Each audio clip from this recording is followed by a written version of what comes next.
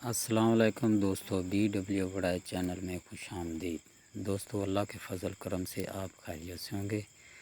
دوستو، آج ہم آپ کو صدیوں پرانا تاریخی شہر کے بارے میں بتائیں گے کہ اس شہر کو کتنی دفعہ فتح کیا گیا اور پھر کتنی دفعہ اس پر حملہ کر کے اس کو آگ لگا دی گئی، اور اب اس کی تفصیل آپ کو ڈیٹیل کے ساتھ بتائیں گے۔ یہ شہر حضرت نوح علیہ السلام سے آباد ہے۔ یہ شہر اولیاء کرام کا مرکز ہے۔ اسے اولیاء کرام کی دھرتی بھی کہتے ہیں۔ اس شریف داخل ہوتے ہی آپ کو بڑے بڑے مزارات، بڑے بڑے مقبرات، پرانے کھنڈرات میں ہڈیاں اور کھوپڑیاں ملتی ہیں۔ تاریخ دان کہتے ہیں کہ اگر اس شہر کی کھدائی کی جائے تو موئنجو داڑو اور ہڑپا کی طرح پرانے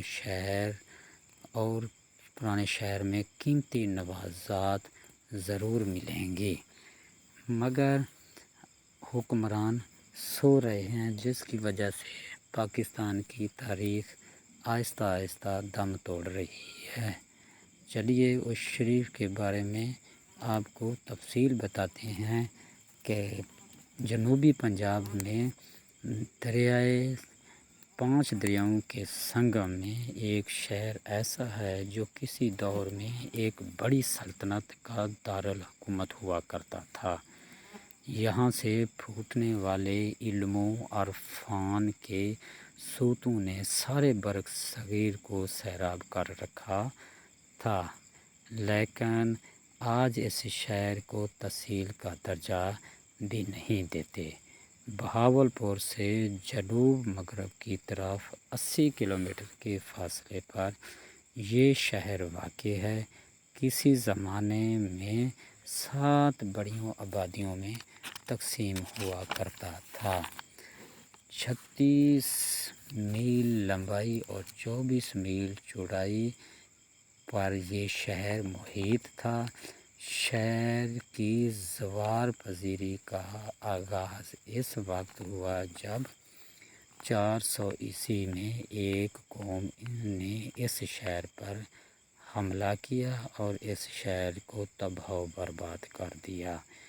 یہ شہر کئی بار اجڑا اور کئی بار آباد ہوا۔ زمانے میں اس شہر کو مختلف ادوار سے پکارا گیا۔ کبھی اس شہر کا نام اساس رکھا گیا، کبھی اس شہر کو سبیتا کے نام سے پکارا جاتا تھا، کبھی اس شہر کو دیوکھڑ کہتے تھے اور کبھی اس شہر کو اوسا کہتے تھے، کبھی اس شہر کو سکندریہ کہا جاتا تھا۔ ناموں کا یہ طویل سفر طے کرنے کے بعد اس شہر کا نام اس شریف میں تبدیل ہو گیا۔ 550 قبل مسیح میں آباد ہونے والا یہ شہر اپنی قدامت، روحانیت، سماجی، سیاسی، مذہبی، ثقافتی فاتحین کی توجہ کا مرکز بنا رہا۔ اولیاء کرام نے اس شہر کا رخ کیا، جس کے محض آج تذکرے اور مقبرے رہ گئے ہیں۔ صحرا چولستان میں پرانے قلعے بھی موجود ہیں، جن میں آج قلعہ ڈرائیور ان کی یاد اس بات کی عکاسی کرتی ہے کہ یہاں کبھی دریا بھی بہتا تھا۔ خطے میں بہت خوشحالی ہوا کرتی تھی۔ برصغیر میں اسلام سے پہلے سندھ ہندو سلطنت کا حصہ ہوا کرتا تھا۔ اس شریف اس خطے کا اہم رکن اور جزو تھا۔ اولیاء کرام کی ریاست بہاولپور کی تحصیل احمد پور شرقیہ سے مغرب کی جانب 21 کلومیٹر پر آباد ہے۔ یہ تجارتی مذہبی ثقافتی کا حامل رہا ہے۔ یہ تجارتی اور فوجی مراکز ہونے کے باوجود 36 مربع میل حدود اربع کا شہر ہوا کرتا تھا۔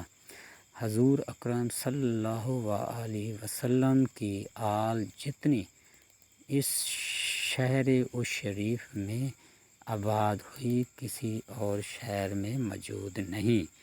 تاریخی حوالے سے دیکھا جائے تو حضرت نوح علیہ السلام کے بیٹے یافس 1500 سال قبل اس شہر کی بنیاد رکھی۔ ہر فتح کرنے والا اس شہر کو آباد کرنے کے بعد اس شہر کو آگ لگا دیا کرتا تھا۔ اس شریف کو ہمیشہ صوفیہ کرام اور اولیاء کرام کے نام سے یاد رکھا جائے گا۔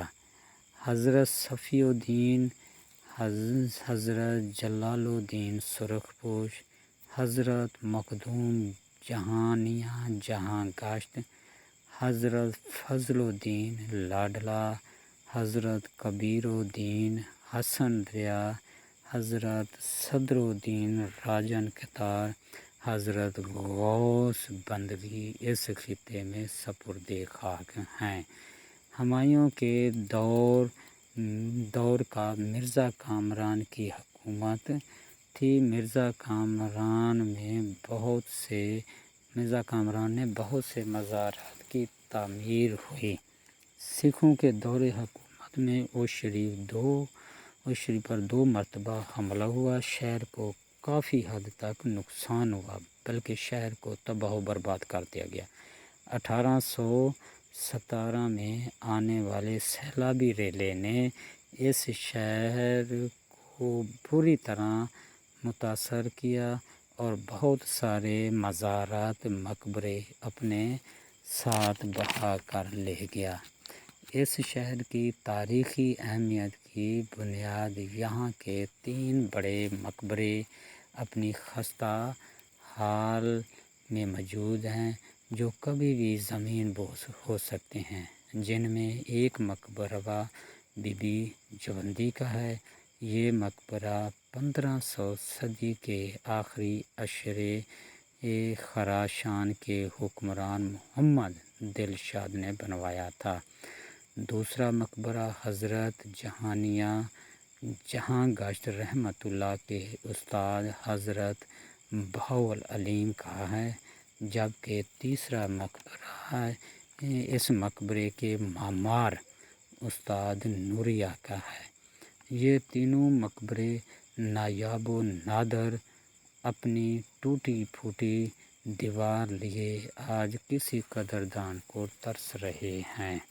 اس شریف کی تاریخی عمارتوں کو بچانے کے لیے ایک کمپلیکس بھی تیار کیا گیا تھا لیکن اس پر کوئی عمل درآمد نہ ہوا۔ 1998 میں امریکہ کی کمپنی نے بی بی جوندی کے مقبرے کو بے شمار فن و تعمیر کی وجہ سے اس شریف کو اولڈ سٹی بک کے نام سے خطاب دیا۔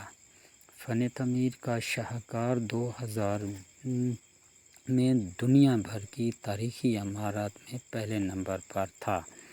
امریکی قونصلیٹ برانڈ نے 2006 میں اور پیٹرسن نے 2008 میں اس شہر میں دورہ کیا۔